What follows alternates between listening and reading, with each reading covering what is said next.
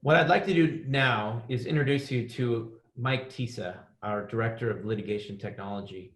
Mike is a leading force, not only at Aptus, but in the legal industry itself, in the technologies that are centered around videos, remote depositions, and trial services.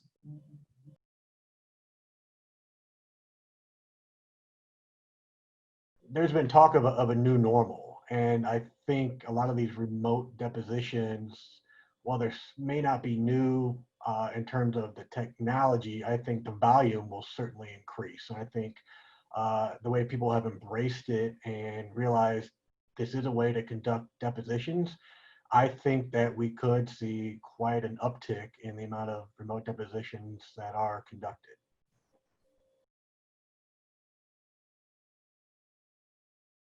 Whenever new technology is presented, there's always going to be some kind of hesitation and reservations, which is totally understandable. But I think now that this was in a way forced upon us in order to be able to take depositions if you want to, by doing it remotely, I think a lot of clients and a lot of attorneys have embraced it more. They've been open to the idea.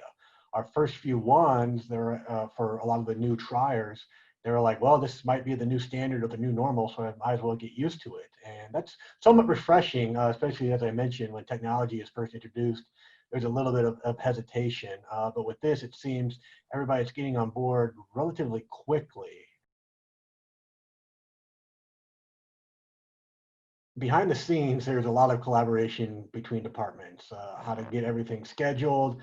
Obviously, there's a lot of collaboration with our IT department in terms of setting out the right protocols and security parameters to make sure everything is protected in terms of how we send data, be it the remote means. And some of the things we're doing when we're helping to facilitate these remote depositions is one, making sure that tests are done beforehand. It's critically important that since everybody is appearing remotely, that everybody has the right internet speed, the right camera, the right audio connection, and the right software downloaded on their computer.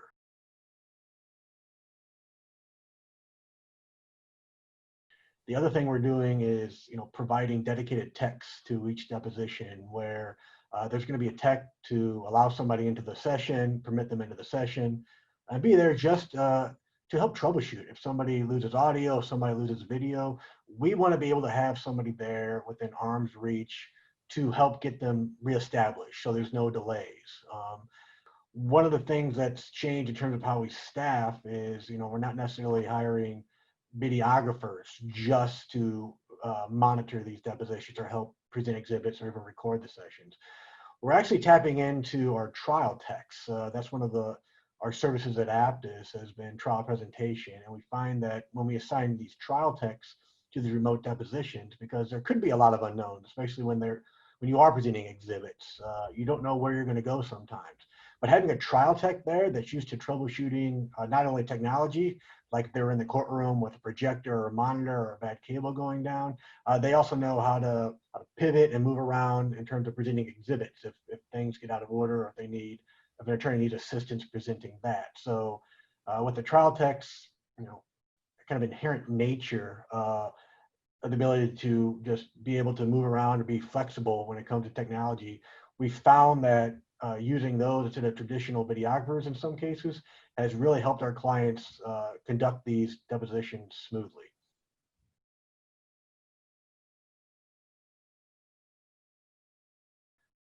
I've been involved in remote deposition technology since 2008, where you had to bring in this big box and it was streaming only one way. You can only hear and see everybody in the room. You couldn't necessarily communicate back. So the way you can do it now, with as long as you have a laptop and internet connection and a webcam, obviously, almost with a snap of the finger, you can get these set up so quickly. I think having that flexibility, if somebody were to call, let's say, and this has happened to us a couple of times, at 9 a.m. and there's a 10 a.m. job, well, if everybody's appearing remotely, all they have to do is basically wake up, or in the court reporter, from the court reporter's perspective, just walk to their living room or their home office and be ready to go in 20 minutes. So it's eliminated a lot of the travel. which would cut down on travel costs. But it's also presented us with the opportunity to handle last minute depositions easier and definitely more quickly. You know, when new technologies are introduced, there's a little bit of hesitation and maybe even fear, just something new, something they're not used to. And then mix that in with the fact that they are working remotely in a new environment, getting used to that, not having the amenities that they're used to having in their office. When you kind of mix those two things together, I think that's going to create just a little bit more hesitation. And then also you're working with maybe personal devices and not, you know, business laptops or firm laptops. So you're used to, you're finding ways to help troubleshoot those connections. And also, you know, the internet. A lot of people working from home, they may not have the internet speed that they're used to in their office. So you're trying to find alternatives if they need to connect via audio, or if they have bad lighting, you need to help them make sure they get into a room that has good lighting so you can indeed see them clear. So, you know, challenges, like I said, they're going to present themselves when there's new technology. But as long as you take the time to test and take the time to really learn the software, you're going to eliminate some of those challenges and have a better chance of success of conducting these remote depositions.